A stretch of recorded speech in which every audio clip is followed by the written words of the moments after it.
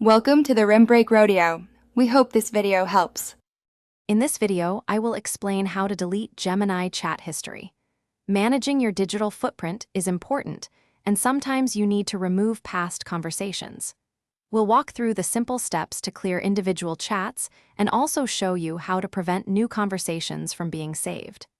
This guide will help you maintain your privacy and control your data effectively.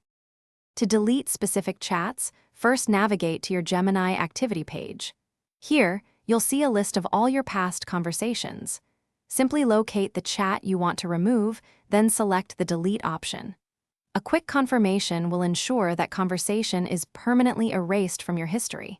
It's a straightforward process to keep your chat log tidy. If you prefer to stop saving future conversations, you can easily pause your Gemini history.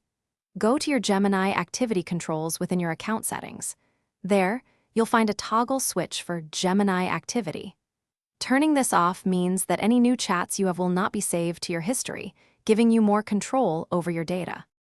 Once you delete a chat, it's gone for good, so be sure of your choice. When you pause your Gemini history, remember this only applies to new conversations. Existing history remains until you delete it.